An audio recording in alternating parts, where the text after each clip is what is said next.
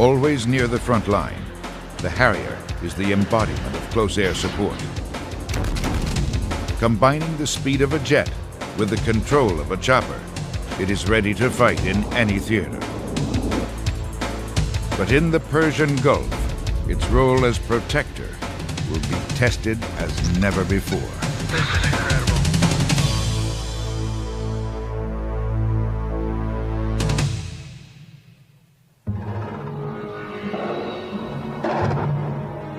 The Persian Gulf War, the Allied air assault of Iraq, enters its third week.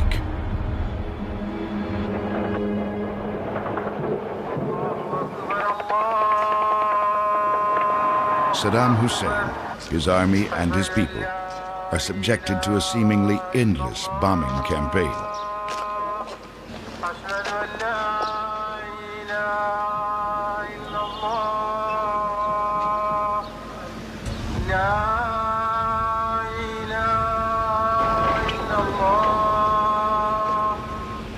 The time has come to draw blood, American blood. نريد السلام من ذلك أن نجدد أحزان أمريكا. The Iraqis attack in 3 places. One is Al-Kafji, a border town in Saudi Arabia.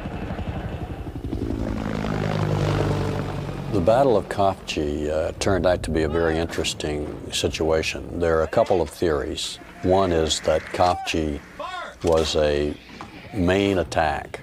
In other words, a major effort by Saddam Hussein to attack into Saudi Arabia and to disrupt the buildup of American forces.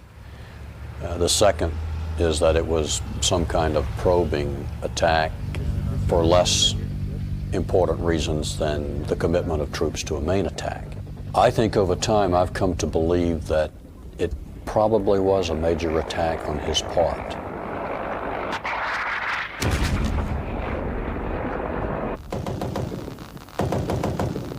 The Iraqis move into the town so quickly that a 2-man U.S. Marine observation team is trapped and must crawl under rooftops to hide from the enemy. Were you able to get them? No, they weren't in the vehicle. The tires were spinning, deuce gear was in there, but they weren't in the vehicle. We don't know if they fled or were captured. It's got to be disappointing not to be able to find those men. Yeah, it's we wanted to get them pretty bad. The Marines call for air support.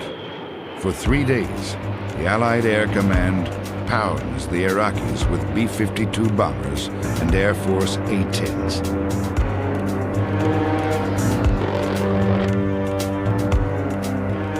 There is another plane in this fight, the Harrier. And when the Marines need close air support, or CAS, they want a U.S. Marine in the cockpit. During the war, there were more than 3,300 sorties by the AV-8B Marine Corps attack jet, an average of 2 a day for the 86 airplanes in theater.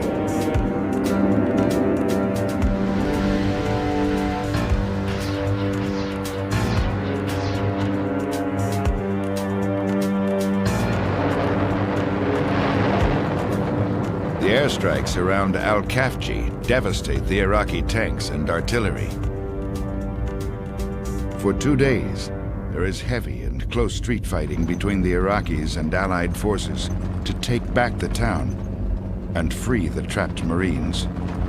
The great benefit for the Marines in the Harrier is that it's on station now. It is close to the battle line, minutes away instead of hours away. It's able to be there when you need it. And that's the Marine philosophy, is get the grunts on the front lines now. And those guys in the cockpits are grunts. You know, they understand the mentality of being close and being available.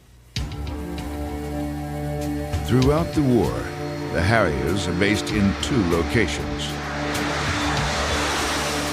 One, a soccer stadium in Saudi Arabia, hastily converted to accommodate the Harriers and support troops. The Harriers are based so close to the fighting that they never require aerial refueling. Astro Center, Snow 1-2, established Angel 7. Harriers are also aboard ships sailing in the Persian Gulf.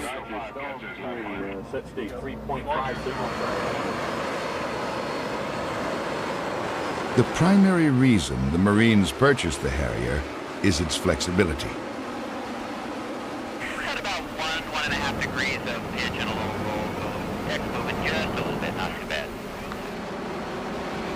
This high-performance single-engine jet is capable of V-stall, vertical or short takeoff and landing. For landings, there is no need for an arresting cable. The jet can take off from a ship without a catapult. And you don't need an 8,000-foot runway, an easy target for an enemy to attack.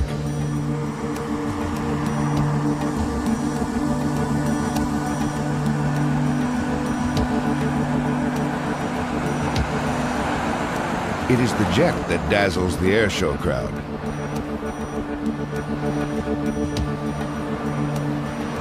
It is the jet famous for its ability to hover. The Harrier has a reputation for being a dangerous airplane to fly because it's difficult to fly. It's like balancing 20 tons on the point of a needle. Particularly the early Harriers in the Marines, the AV-8A, was a difficult airplane to fly, and when they put new pilots in it, what they called nuggets, the loss rate was high. The early Harrier, designed and built in Britain, is indeed a difficult plane to fly, especially in a hover. But that ability to hover is the reason both the British and the US Marines were interested in the plane. Because of the vertical capability, the plane has greater access than conventional jets and is able to operate in confined areas.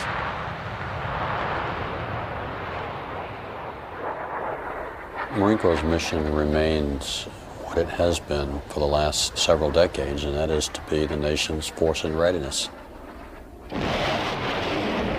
We're the 911 force. When you call, we have the capability to respond anywhere around the world, and that's the way we tailor ourselves, and that's what we train for.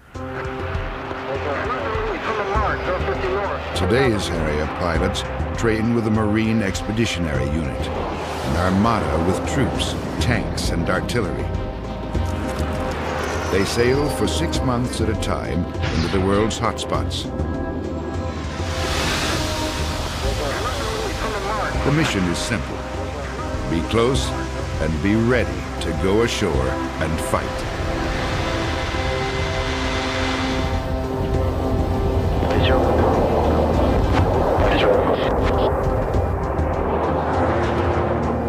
I see one, I see two.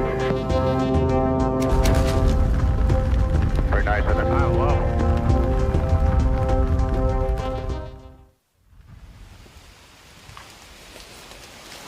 Quantico, Virginia. All Marine officers have to pass this way. They spend 6 months here at the basic school learning the life of the rifleman, learning the life of the grunt.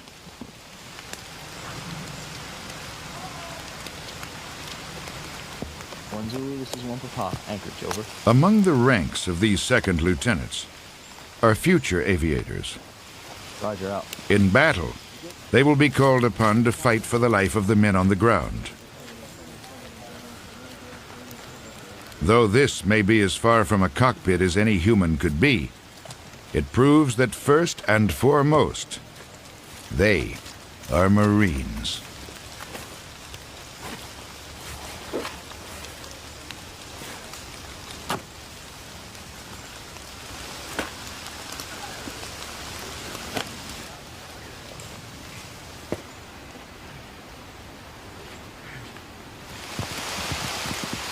These lieutenants are cold, wet, and hungry.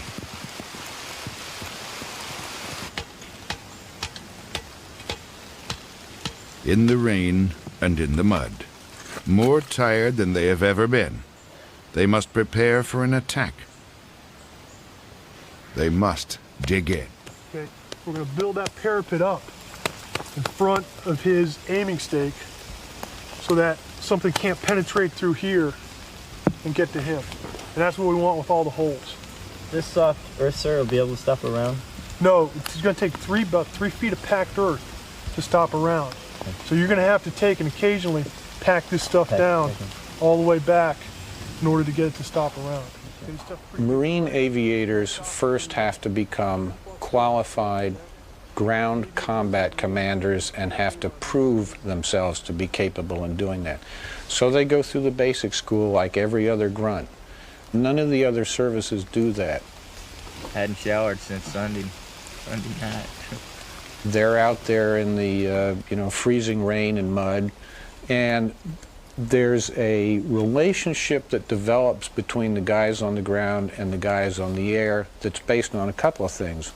One is the guys on the ground know that the Marine aviator up there in the air knows exactly what he's going through, the conditions in which he's working, and what he's trying to accomplish. And the guy on the ground knows that the guy up in the air knows what additional kinds of things need to be done to get the mission accomplished. So those two are in real close sync. The second thing is that because the Marine Corps is a small organization, there may be 8,000 captains in the Marine Corps, for example, so that the captain on the ground, when the Marine aircraft arrive overhead and somebody comes up on the net, he knows that guy. He went to basic with him. He slept out in the mud with this guy. The United States Marine Corps is the only fighting force in the world to integrate air and ground forces to such an extent. The Marines have their own fixed-wing force, 7 squadrons of Harriers among them. If you go back far enough, the Marine Corps was faced with a dilemma, and this was kind of after Korea. We had learned that air power was a very useful tool for ground forces being able to maneuver and bring firepower to bear where they wanted it. And the most probable use of the United States Marine Corps was going to be third world countries or places we had never even heard of. And that means that it's very hard to get there. And one of the things that happened is the ground forces shed some of their artillery and said, that's hard for me to get to various places. It's also hard for me to haul around with me. But if aviation can provide the firepower that the artillery used to, then I'm free to maneuver in a lot more free fashion. We took that up. We said, we'll do that. There are close to 400 Harrier pilots in the Marine Corps. Pilots are chosen because of their high marks throughout 2.5 years of training in both classroom and cockpit. The AV-8B is an unforgiving airplane, and so too the guidelines that determine who will fly it. Score below a certain mark, and you fail to qualify for the Harrier community. The Marine Corps instituted this policy to minimize the risk for disaster.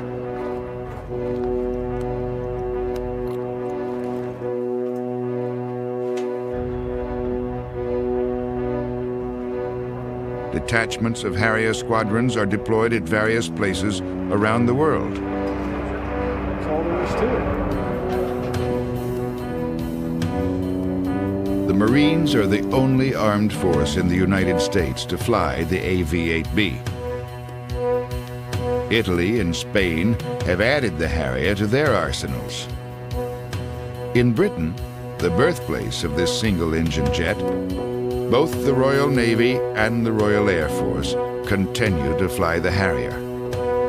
The heart of the plane, and what makes it unique, is the center-borne engine, which is capable of 23,000 pounds of thrust. The AV-8 is powered by the Rolls-Royce F402RR408 engine, affectionately known as the Pegasus engine. The intake is a very large intake to take in a large volume of air, especially during the vertical and short takeoff evolutions of the aircraft. To augment the large intake, we have auxiliary air doors, which are open during slow speed flight and hovering flight. and they go around the circumference around the intake. For high-speed flight, the fan obviously has to bend a lot of air around to get to the engine face.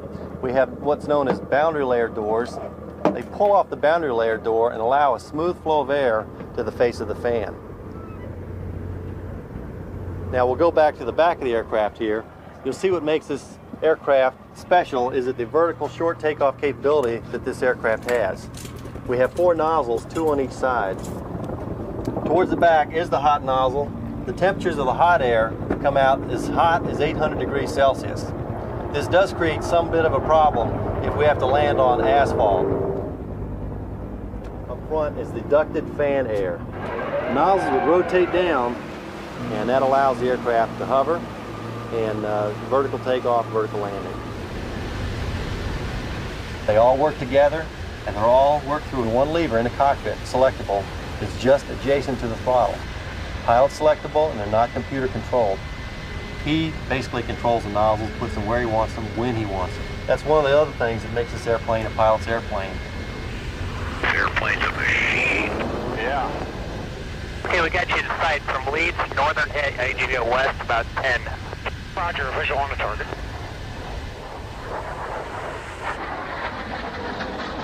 Yeah, I like that one better.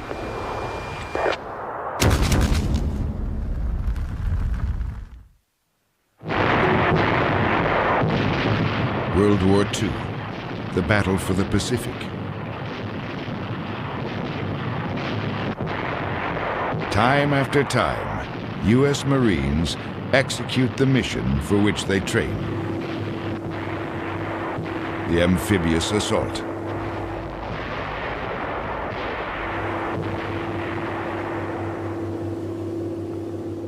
They wade ashore and fight at places like Tarawa, Saipan, Iwo Jima. It is the same at Incheon, Korea. The Marines are an invading force.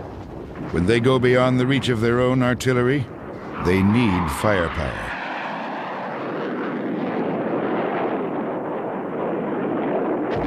That is the mission of Marine Air. Thus, the mission of the Harrier. It is an airborne artillery battery. But that was not the mission the designers had in mind. The airplane was originally developed as a nuclear strike airplane. It was not designed as a close air support airplane. The airplane was designed to carry a single nuclear weapon in a tactical environment where all the airfields had been bombed and you had no place to fly airplanes, but you could fly them off roads, out of forest glens, and other places. Well, that mission never happened. So we had to turn them into close air support airplanes, fighter bombers.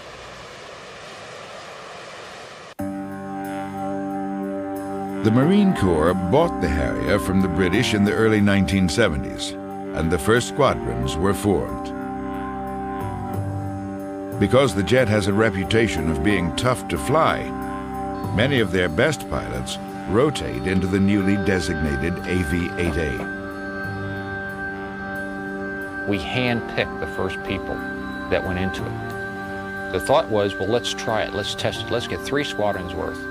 And that will give us enough to check out the operational characteristics. Because if we could make this work, it did exactly what we wanted. At the end of 3 years and no accidents, the system came back and said, you guys must have been wrong. It can't be hard to fly. Look, this is wonderful. And so instead of gradually introducing different people to it, they just opened up the floodgates. And within the next 6 weeks, we had crashed 3 airplanes and killed 2 people.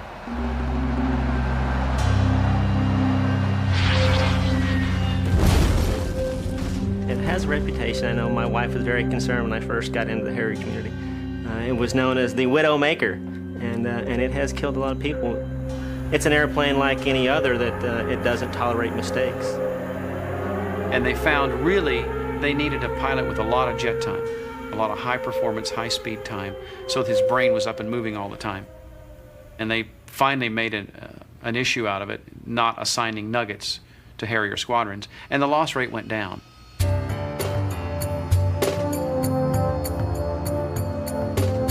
This is the lineal descendant of the AV-8A, the McDonnell Douglas AV-8B.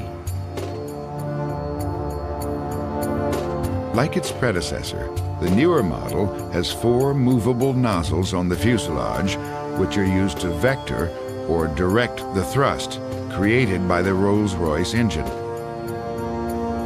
The cockpit was raised, and the bubble canopy gives the pilot greater visual range. A computer-assisted reaction control system was added to the plane to help keep the pilot out of trouble. When they redesigned the Harrier, from the AV-8A to the AV-8B, a lot of the dangerous characteristics disappeared. They did engineer a great deal of user-friendliness into the airplane. It's an easier airplane to fly. It's slower. Pilots don't like losing the 80 to 100 knots that they've lost. They would rather go faster. But it can carry more weapons, and it is certainly not the puckering airplane it was before.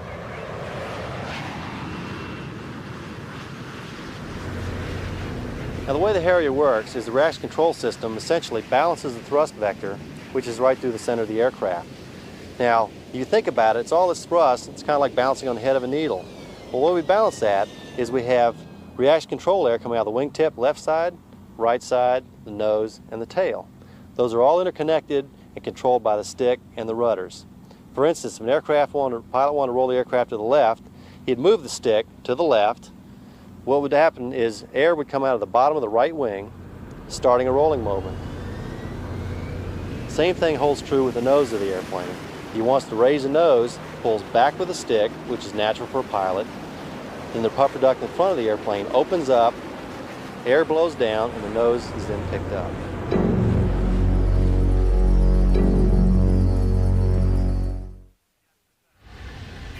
Good morning, Astro Center, Snow 12, single AV-8. Currently at Angels 17, negative sweet lock. Those are 8 copies, and I may need to ask you for a higher marshal to stay out of the clouds. Roger. August 1990. I'll give you a lat long. 123341 north, 7651 west. Snow 12, copies off. Marines and their Harriers will face the ultimate test of their plane and their training as they fly off to war for the first time. Harrier squadrons and their pilots, along with 90,000 fellow Marines, join the fight for Kuwait.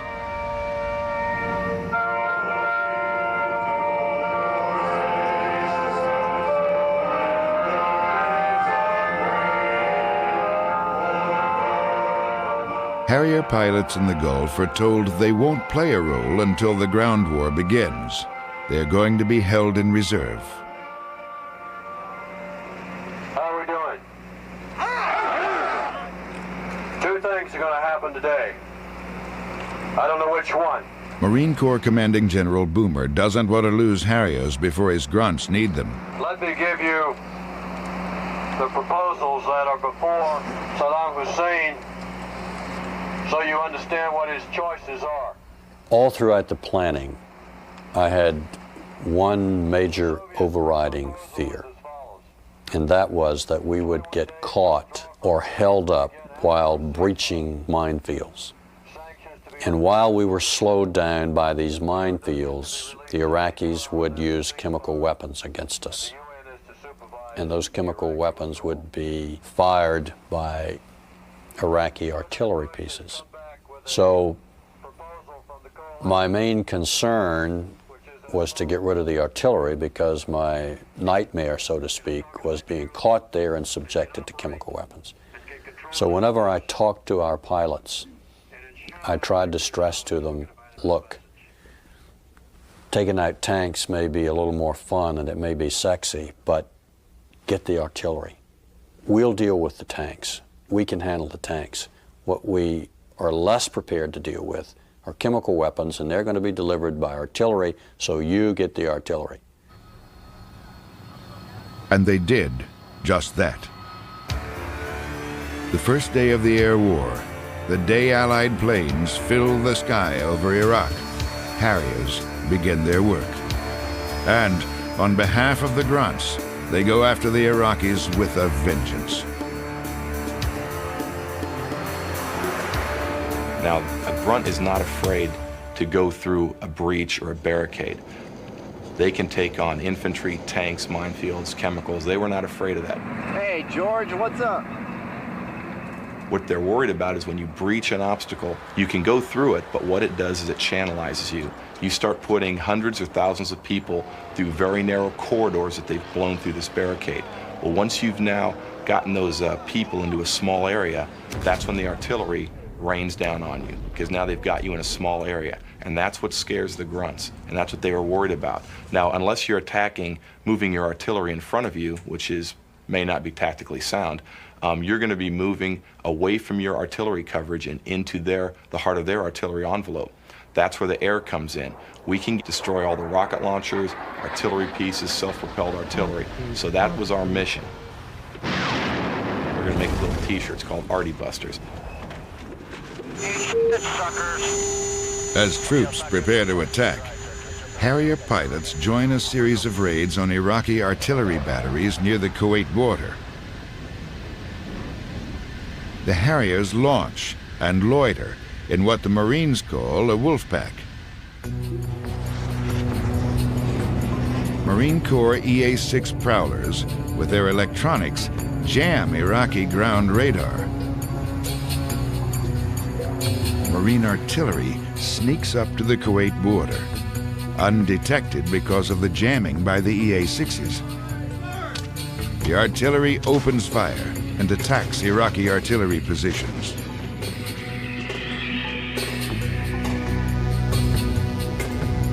The jamming halts long enough for the Iraqis to locate the now withdrawing U.S. artillery. The Iraqis attack, firing their guns. And those muzzle flashes are seen by a Marine pilot in his FA-18D, who directs the Harriers onto the enemy guns. Okay, I see where lead pits were, and I'm following kind of a dark road to the west, inland. Roger. About 5 miles from the target. The goal of the mission is not just to destroy enemy artillery, but his morale as well. To let the Iraqi soldier know that every time he fires his artillery, an Allied airplane will attack within seconds. While the Harrier is capable of dropping TV and laser-guided or smart bombs, in the Gulf, the cluster bomb, or CBU, is the weapon favored by the Marine Corps. They drop more of these than all services combined.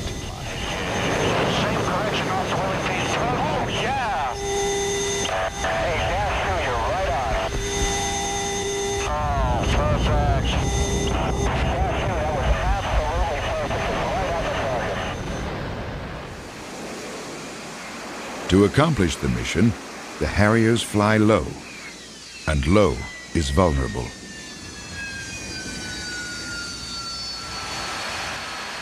The Harrier has one engine.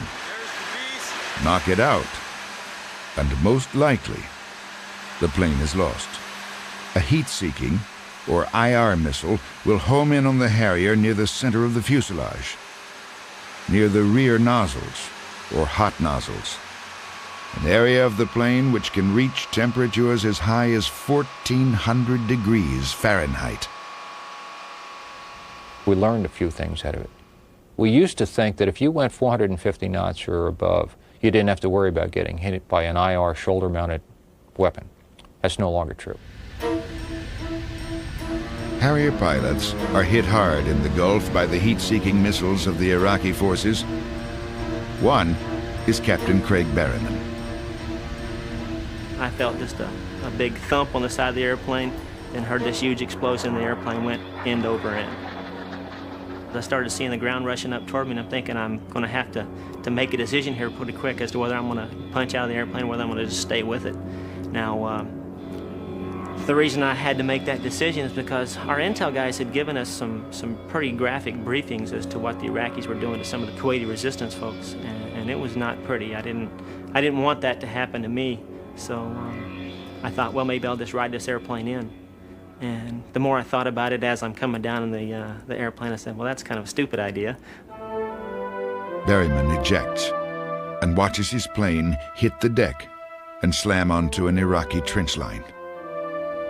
There was a sand dune probably a half a mile or so inland from me, and I figure if I can get over that sand dune, it'll give me a chance to pull out my survival radio, pull out my pistol, and come up with some sort of a evasion plan. As I start to run, I start seeing the sand flipping up around me as the Iraqis start shooting at me again.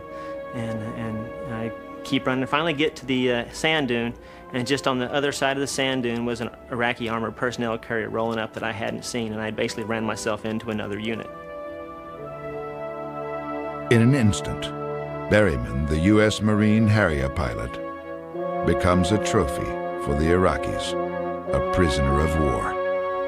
When you land and you find out, hey, one of the Harriers didn't come home, it kind of hits in that, hey, those sparkles you're seeing on the ground, they're actually shooting at us and they're trying to kill us. And then you find that, yes, they did get somebody. You take a moment to reflect on your comrade, but then you look at what you're doing. Are our tactics sound? Are we delivering our weapons properly? Are we doing our job right? And you kind of look over those, and you always learn from whether it's a mistake or a combat loss, whatever it may be. And once you do that, then you just press on.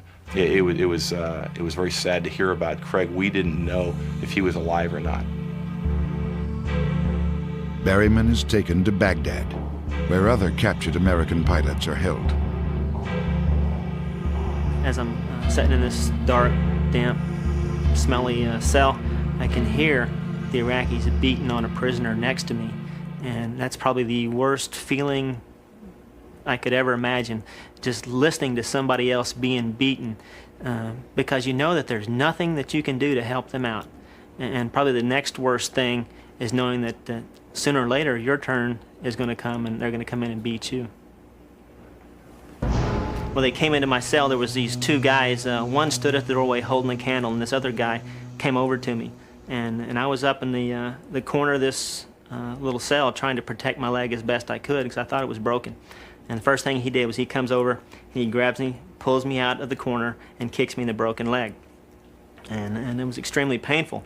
And then he just starts punching on me, and I'm still blindfolded, I'm still handcuffed, but I can kind of see underneath the blindfold. And he is hitting me so hard that I am actually seeing stars. And I always thought that, when you see the cartoon characters, when they get hit really hard, you see the stars going around their head. I always thought that was just a comical thing, but I was actually seeing stars. He was hitting me so hard. Berryman's target, the day he was shot down, had been an Iraqi convoy headed toward the town of Al-Kafji, the scene of the first major battle between the Allies and the Iraqis. It was a battle that revealed much about the Iraqi army and the Iraqi soldier. It taught us that the Iraqis were the gang that couldn't shoot straight. They couldn't hit the broadside of a barn. We learned they couldn't, to use American vernacular, shoot, move, and communicate at the same time, and you need to be able to do those things in order to conduct a successful attack. Perhaps the most important was that we learned if you bloodied their nose in round one, they did not want to come out for round two. That they just didn't have the fire in the belly for this fight. Saudi Arabia and the world have no argument with the people of Iraq. The people of Iraq are good. Saddam Hussein. The Iraqi troops do not have the fire in their bellies. They surrender in droves. However, Saddam is not simply going to walk out of Kuwait. The Allied invasion spans the Saudi border with Kuwait. The U.S. Marine Corps battle plan calls for a two-pronged attack to engage the enemy head-on. The United States Army will sweep in from the left behind the Iraqis and destroy the Republican Guard. But when the ground war is finally launched, the Marines move so swiftly that they serve as a piston, forcing the Iraqis north. The day that the ground war kicked off, I flew 4 missions throughout that day, the first day. And it was pretty interesting because initially early on, as we'd be flying up over the border, you could look down and you could see just lines of logistics and tanks and Marines getting ready to go through all the breaches. And by the time I came up for my second sortie, it looked like rat patrol hauling butt across the desert there. In a bid to blunt the Allied assault, the Iraqis torched the oil wells of Kuwait. But the winds shift, and the choking black smoke is blown into the faces of the Iraqis instead. The oil fires also make life difficult for the pilots. Right over that one. Pretty low. This is incredible. Is it? Yeah. I'll climb it back up. The smoke and the haze from all the oil fires, we had to get down below it. We're a visual bombing aircraft, so we really had no means to bomb otherwise without just simply dropping on a coordinate, and that's not very accurate. So we pressed down through the clouds, through the smoke, and once you're underneath, you're very vulnerable. It's pretty easy for a guy on the ground to pick up an aircraft that's silhouetted against a cloud cover. So that was a little bit uncomfortable feeling. Flying under the clouds becomes more than an uncomfortable feeling for Captain Scott Walsh. First thing I noticed was this huge explosion, the plane jerked, and I looked down and all my lights had lit up red. It looked like a Christmas tree in the cockpit. And getting the red lights is not good, especially the big one that says fire. And I looked over my shoulder and it looked like a Roman candle coming out the wing. A nearby Marine in his FA-18 flies in close to help Walsh. There's not much you can do for a guy when he's on fire alone in a plane, but just having them coming up beside me and talking to me really gave me a lot of peace of mind and so on. And I thought about ejecting initially, but I remember my father had always told me, fuel burns and vapor explodes. Captain Walsh flies for 10 minutes on fire. I was trying to find a road. I thought, hey, I can land this plane anywhere. I fly a Harrier. So I talked to the F-18. I said, hey, how about this field in the central Kuwait that we had overrun? He said, yeah, I'll lead you over there. And I rolled in, tried to get my gear down, but it wouldn't come down. I tried the emergency system to blow them down. That didn't work. So I thought, well, I can do a vertical landing then.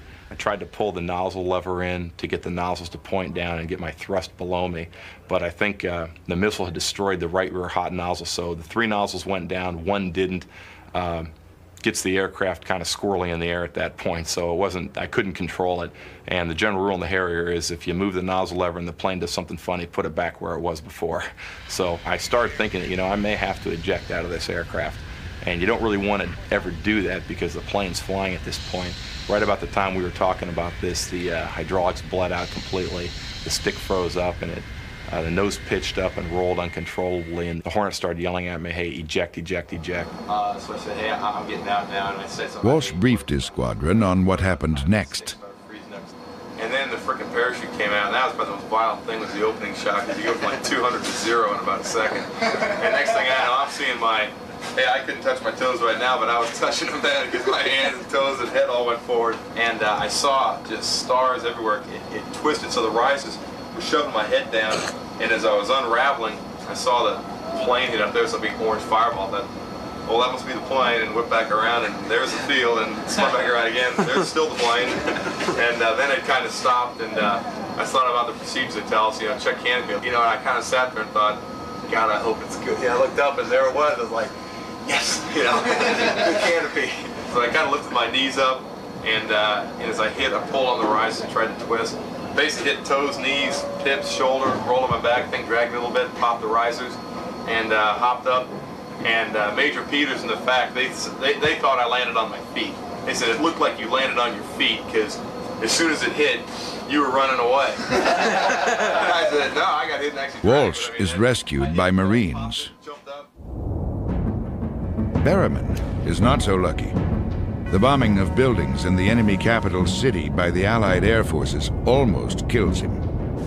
The building in Baghdad, where Berryman and 12 other American prisoners are being held, makes it onto the target list of the Allied Air Command. Berryman is awakened one night by 2 thunderous explosions, followed by a deafening silence. At about that time, somebody yells, incoming, and you start hearing this click, click, click, click, click, click. And what that was the fins to that laser-guided bomb as it was making its correction down that laser beam toward the target. That next bomb was supposed to come in center of the building, which where we all were. It was supposed to destroy the entire building. Fortunately, it went right over the top of the building, landed out in the parking lot. It exploded out in the parking lot, and this huge fireball came into the window where it had been and just went in the room and then sucked itself right back out. Just the most incredible thing I'd ever seen.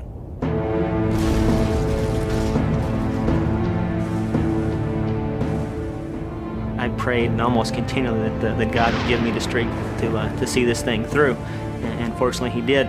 But the other thing that I kind of drew strength from was every night the Allies would come in and they would bomb Baghdad, and I knew that as long as they were bombing Baghdad, they were doing something to try to end this war and to try to get us out of there.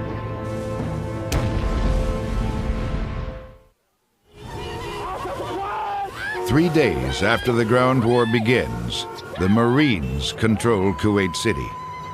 In one of the war's more memorable photo ops, it is the Egyptians who liberate the city.